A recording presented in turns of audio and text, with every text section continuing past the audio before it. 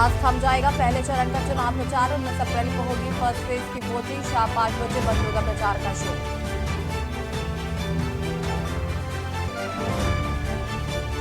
उत्तराखंड में पोलिंग पार्टियां रवाना। आज शाम से सील होगी राज्य की सीमाएं। 19 अप्रैल को 5 लोकसभा सीटों पर पहला चरण। कांग्रेस राष्ट्रीय महासचिव सचिन पायलट का उत्तराखंड दौरा। आज हल्द्वानी में विशाल जनसभा को करेंगे संबोधित। कांग्रेस प्रत्याशी के समर्थन में करेंगे जनसभा।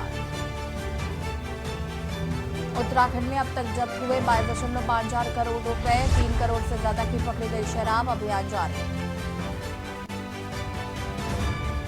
चारधाम यात्रा में तीर्थयात्रियों में उत्साह। पंजीकरण की दोगुनी रफ्तार। 2 दिन में आंकड़ा 5 लाख के पार पहुंचा। 19 अप्रैल को बदलेगा उत्तराखंड का मौसम। तेज हवाएं और ओला गिरने के आसार। पर्वतीय इलाकों में तापमान में आएगी गिरावट। आप देख रहे हैं के न्यूज, खबरों का सारथी। नमस्कार, खबर उत्तराखंड में आप सभी का स्वागत है। मैं हूं आपके साथ यशु शुक्ला। अयोध्या में भव्य दिव्य मंदिर में आज वो नजारा दिखा जिसे दुनिया ने पहले कभी नहीं देखा। आज अयोध्या के राम मंदिर में सूर्य की किरणों को पहले अलग अलग 3 दर्पणों के जरिए अलग अलग एंगल में डाइवर्ट किया गया। इसके बाद पीतल के पाइपों के जरिए किरणें आगे बढ़ते हुए लेंस के जरिए सीधे रामलला के ललाट पर पड़ी। पीपल की पाइपों में क्षार कम होता है, इसलिए इस धातु का इस्तेमाल किया गया। दोपहर 12:16 पर अगले 5 मिनट तक सूर्य की किरणें भगवान राम के मस्तिष्क पर पड़ी। सूर्य तिलक के लिए सूर्य की किरणों से सूर्य तिलक का नजारा भी अद्भुत होगा। रामनवमी के दिन अयोध्या के राम मंदिर में ऐसा नजारा देखकर करोड़ों लोग भाव विभोर हो गए। मालूम हो कि राम मंदिर में रामलला के सूर्याभिषेक का सफल परीक्षण 10 अप्रैल को किया गया था, जिसके बाद एक वीडियो भी जारी किया गया था। वैज्ञानिक की मौजूदगी में ठीक दोपहर 12 बजे दर्पण के जरिए सूर्य तिलक का सफल परीक्षण किया गया। रामलला के गर्भगृह में प्राण प्रतिष्ठा होने के बाद पहली नवरात्रि है। रामनवमी को लेकर राम मंदिर तीर्थ क्षेत्र ट्रस्ट रामनवमी की खास तैयारियां की गई थी। इस कड़ी में रामनवमी के दिन रामलला का सूर्य तिलक अद्भुत है और दिव्य दिखा, उसका लाइव टेलीकास्ट किया गया। वहीं अयोध्या में इस घटना को देखने के लिए 100 से अधिक जगहों पर बड़ी बड़ी LED स्क्रीन लगाई गई, जिसमें लोग आराम से दर्शन कर पाए।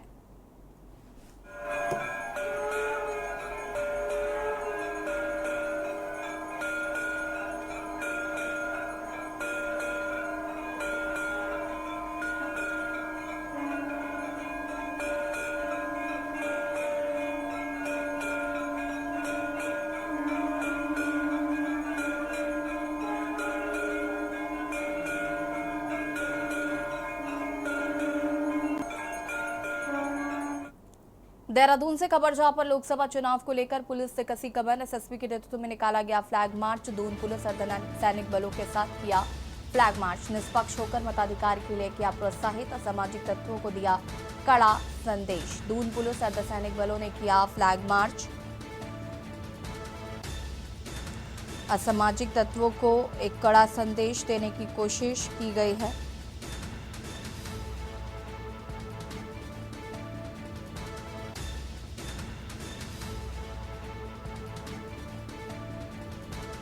निष्पक्ष होकर मताधिकार के लिए किया गया प्रोत्साहित।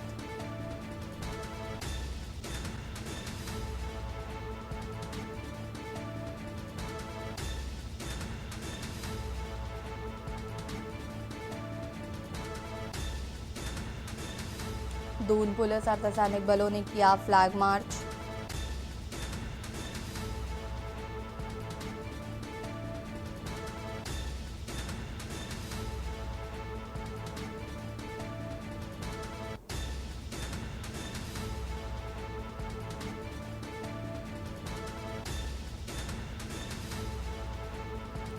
मताधिकार के लिए किया प्रोत्साहित।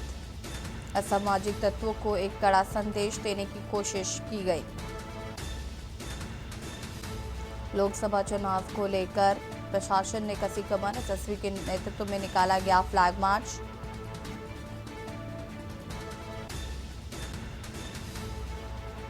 असामाजिक तत्वों को एक कड़ी चेतावनी दी गई है। किसी भी तरीके की अराजकता बर्दाश्त नहीं की जाएगी।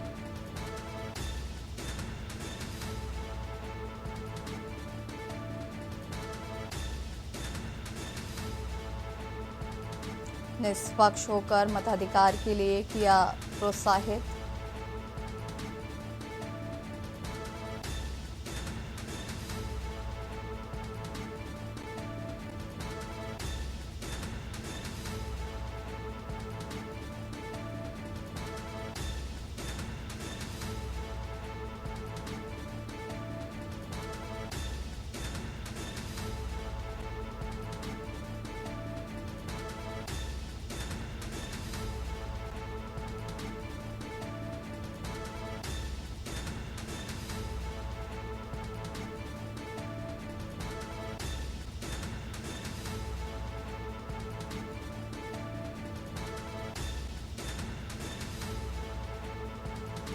एसएसपी के नेतृत्व में किया गया फ्लैग मार्च। बड़ी खबर आपको बता रहे हैं, दून पुलिस से किया फ्लैग मार्च।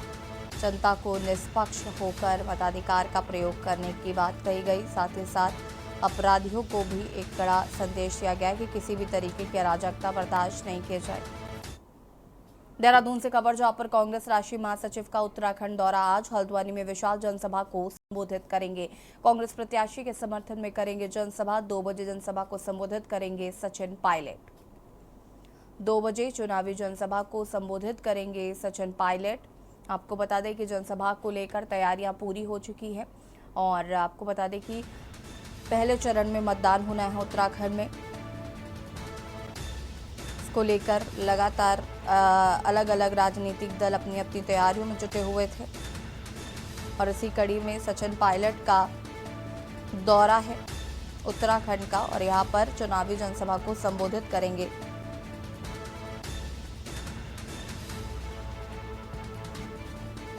हल्द्वानी में विशाल जनसभा को करेंगे संबोधित।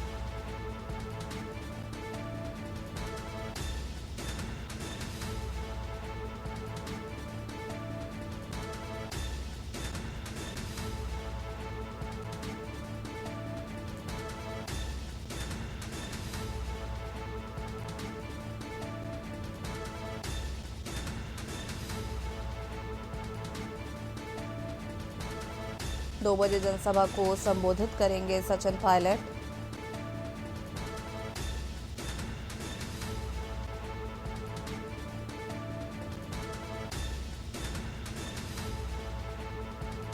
कांग्रेस प्रत्याशी के समर्थन में करेंगे जनसभा।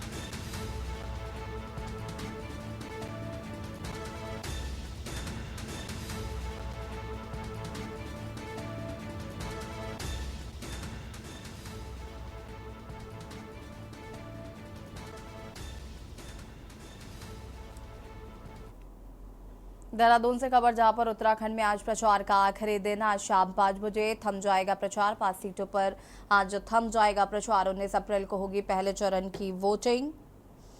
सभी राजनीतिक दलों ने जीतोड़ मेहनत की। 19 अप्रैल को 5 लोकसभा सीटों के लिए होगा मतदान। मतदान के लिए करीब 11,729 पोलिंग बूथ बनाए गए हैं। सुबह 7 बजे से शाम 5 बजे तक मतदान होगा। अधिकांश पोलिंग पार्टी आज होंगी रवाना। राज्य के 13 जनपदों में 293 फ्लाइंग स्क्वाड, 252 स्टैटिक सर्विलांस की टीम की गई है तैनात।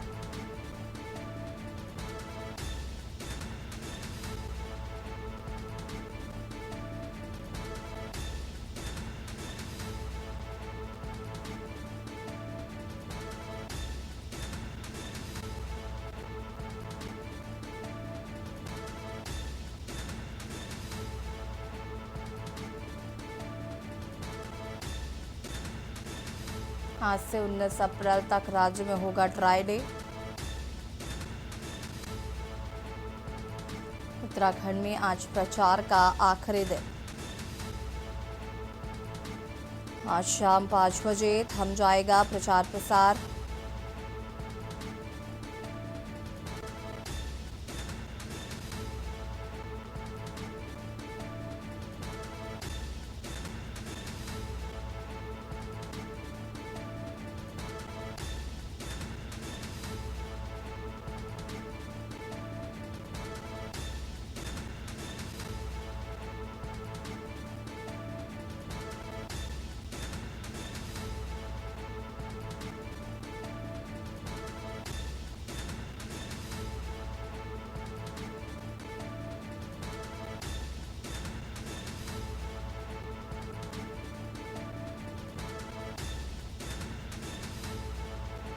आज से 19 अप्रैल तक राज्य में रहेगा ड्राई डे।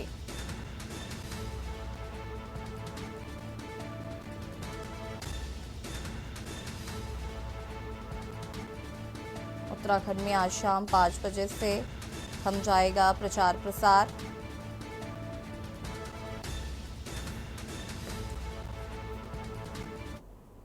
उत्तरकाशी से खबर, जहां पर चारधाम यात्रा में तीर्थ यात्रियों में उत्साह। चारधाम यात्रा में पंजीकरण की दोगुनी रफ्तार। 2 दिन में आंकड़ा 5 लाख के पार पहुंचा। 2024 चारधाम यात्रा की तैयारियां तेज कर दी गई हैं।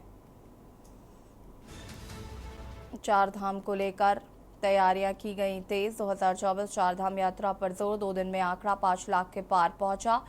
और बता दें आपको कि चारधाम यात्रा में तीर्थयात्रियों का उत्साह साफ तौर पर देखा जा रहा है। चारधाम यात्रा में पंजीकरण की दोगुनी रफ्तार, 2 दिन में आंकड़ा 5 लाख के पार। 2024 में चारधाम यात्रा को लेकर तैयारियां हुई तेज।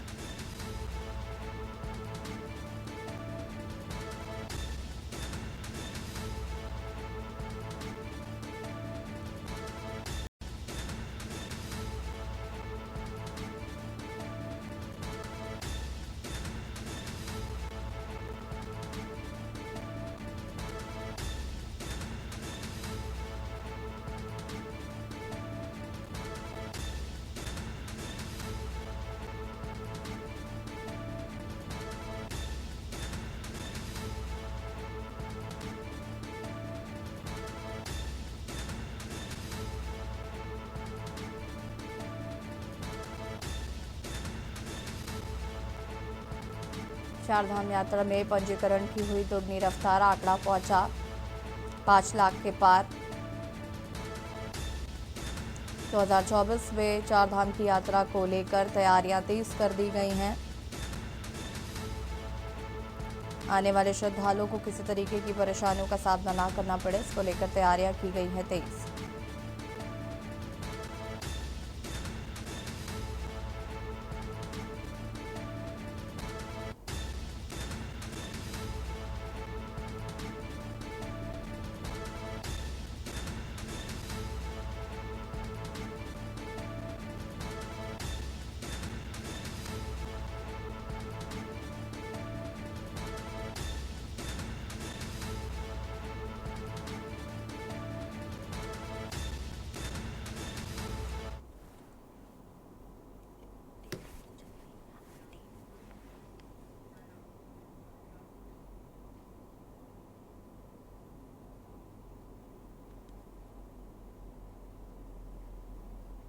चारधाम यात्रा को लेकर तैयारियां हुई तेज। और आपको बता दें कि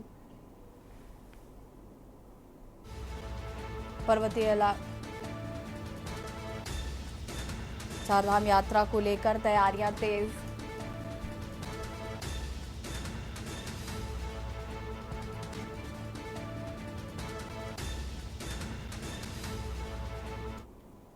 देहरादून से खबर, जहां पर 19 अप्रैल को बदलेगा उत्तराखंड का मौसम। तेज हवाएं और ओला गिरने के आसार, पर्वतीय इलाकों में तापमान में आएगी गिरावट। तेज हवा और ओला गिरने का अलर्ट जारी किया गया है।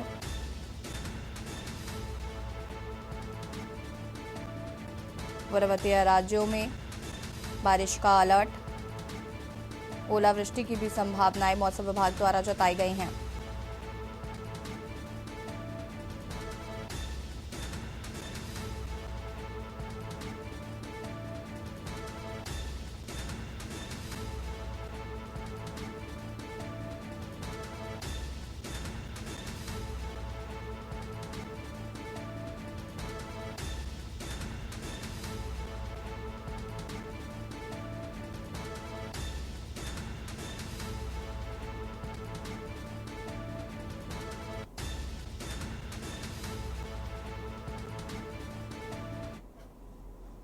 देश के अंदर लोकसभा चुनाव की सरगर्मियां तेज है। पक्ष विपक्ष में आरोप प्रत्यारोप का दौर जारी है। ऐसे में लोकसभा नैनीताल उधम सिंह नगर में भाजपा कांग्रेस में कांटे की टक्कर बताई जा रही है। भाजपा कांग्रेस स्टार प्रचारक जनता को लुभाने के लिए प्रचार प्रसार कर रहे हैं। इसी क्रम में मुस्लिम वोटों को रिझाने के लिए उत्तराखंड अल्पसंख्यक आयोग के उपाध्यक्ष राज्य मंत्री मजहर नईम नवाब ने काशीपुर में जनसभा की, जिससे मुसलमानों को केंद्र व राज्य सरकार की योजनाओं से अवगत कराया।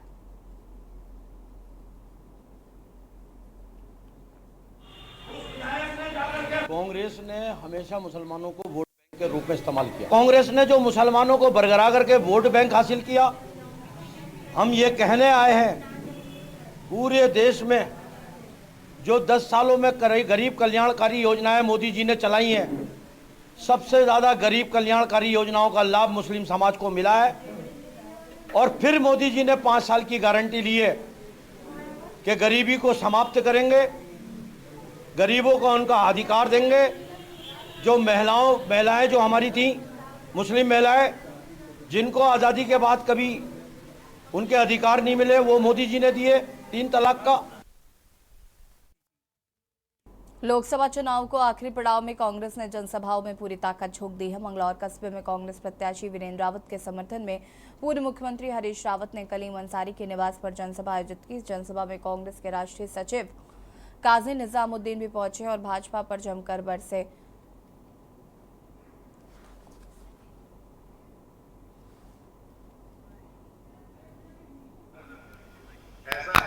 हरीश रावत ने कहा कि भाजपा सरकार केवल देश की जनता को ठगने का काम कर रही है। देश में बेरोजगारी बढ़ रही, युवा नौकरी के लिए तरस रहे हैं। कांग्रेस सत्ता में वापस लौटेगी। वे कांग्रेस के राष्ट्रीय सचिव काजी निजामुद्दीन ने कहा कि हरिद्वार से भाजपा के सांसद 2 बार रहे, लेकिन हरिद्वार की जनता को उन्हें कोई सरोकार नहीं था। जिसको भारत रत्न डॉक्टर भीमराव, और दूसरा काम हमको एकजुट रखने का हमारा सुप्रीम कोर्ट करता है, जो जिंदाबाद हरीश रावत जिंदाबाद जिंदाबाद। एकजुट होकर के वोट करिए, अपने लिए वोट करिए, अपने बच्चों के, अपने परिवार के भविष्य के लिए वोट करिए, अपने विकास के लिए वोट करिए, इस महंगाई के खिलाफ वोट करिए, बढ़ती बेरोजगारी के खिलाफ वोट करिए, जो बढ़ता हुआ वैमनस्य है इसके खिलाफ वोट करिए। और निश्चित तौर पर यदि इन चीज़ों के लिए वोट होगा तो वो कांग्रेस के पक्ष में जाएगा, क्योंकि कांग्रेस ही इस देश के अंदर है जो मोहब्बत की दुकान लेकर के चल रही है, जो प्रेम और भाईचारे को आगे बढ़ाने का काम कर सकती है। कितना समर्थन जनपद में मिल रहा है? बड़ा प्यार मिल रहा है। लोग परिवर्तन का मन बना चुके हैं। ये परिवर्तन की बयार बह रही है। आज मंगलौर में हरीश रावत जी के कई प्रोग्राम हुए। हरचंदपुर और मंगलौर में 2 प्रोग्राम हुए। हमारे साथ कलीम अंसारी साहब और आमिर अंसारी साहब हैं। इन्होंने एक बहुत बड़ा प्रोग्राम यहाँ किया और मंगलौर के ज़िम्मेदार लोग यहाँ मौजूद थे। चौधरी साहिबान बहुत सारे यहाँ मौजूद थे और सभी ने हरीश रावत जी का समर्थन किया। एक लंबे वक्त के बाद एक ऐसी मीटिंग हमने यहाँ देखी जिसमें इतने गंभीर और ज़िम्मेदार लोग, इन्फ्लुएंशियल लोग एक साथ मौजूद रहे। तो देश के हालात सबके सामने हैं। जो भी हालात हैं तो उनको देखते हुए सभी लोग एकजुट होकर भारतीय जनता पार्टी को हराने के लिए, कांग्रेस पार्टी को मजबूत करने के लिए इकट्ठे हुए। नेता यहाँ आए, इनका मैं बहुत शुक्रगुजार हूँ। इन्होंने अपनी बात कही और आज मैं ये कहना चाहता हूँ आपकी ज़मानत पे कि मंगलौर विधानसभा सबसे ज़्यादा वोटों से लोकसभा जीतने जा रही है इंशाल्लाह। ये आपकी ज़मानत पे मैं कह रहा हूँ बात। एक माहौल बना है यहाँ पर, एक तरफा माहौल मंगलौर से ही मैं मान के चलता हूँ कि यहाँ से ही एक तरफा जीत के चलेंगे हम लोग। खबर रुड़की से जहां भगवानपुर में लोकसभा चुनाव लड़ रहे भाजपा प्रत्याशी के समर्थक और निर्दलीय प्रत्याशी के कार्यकर्ताओं में झड़प हो गई। देखते ही देखते दोनों पार्टियों के कार्यकर्ताओं में मारपीट होने लगी। सूचना पर पहुंची पुलिस ने किसी तरह से दोनों प्रत्याशियों के समर्थकों को बमुश्किल समझा बुझाकर शांत किया, जिसके बाद उन्हें वहां से रवाना किया गया है। वही भारी संख्या में पार्टी कार्यकर्ता थाने पहुंचे और पुलिस को तहरीर देकर कार्रवाई की मांग की है।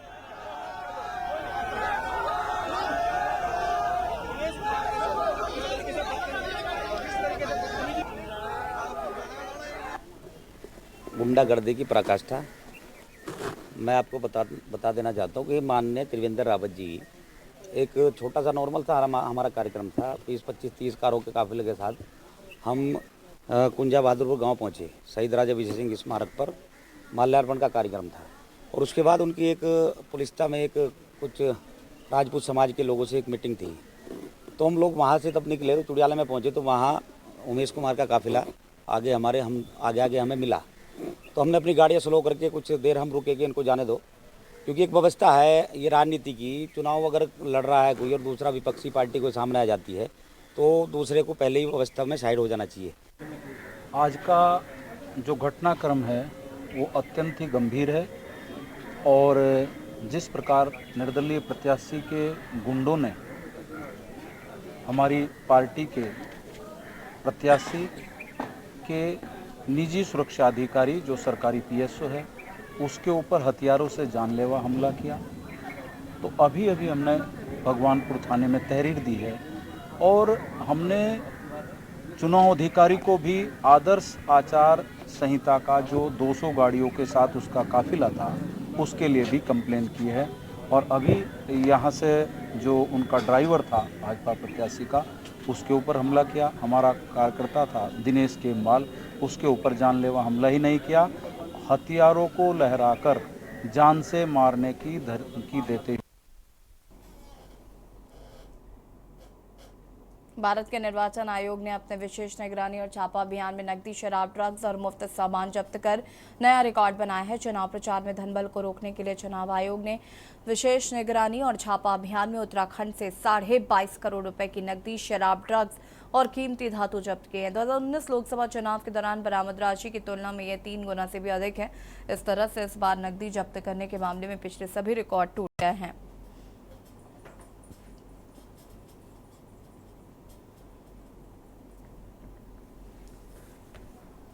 में 2019 की चुनाव की तुलना में हमने काफ़ी बड़ी मात्रा में इस बार लिकर कैश की यहाँ पर हमने बरामदगी किया है। लगभग 17 करोड़ रुपए की वैल्यू का अभी तक हमने बरामदगी किया है। अभी 2-3 दिन और बचा है, तो उम्मीद है कि ये मात्रा बढ़ेगी यहाँ पर, क्योंकि लास्ट फेज में हमारी सख्ती भी काफ़ी ज़्यादा हो जाती है। हमारे जो फास्ट ट्रैक टीम और वीडियो सर्विलेंस टीम काफी सख्ती हम करते हैं।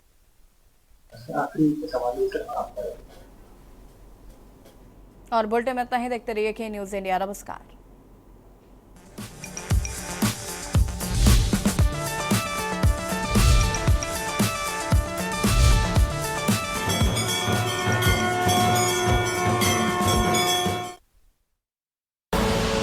आप देख रहे हैं के न्यूज़, खबरों का सारथी।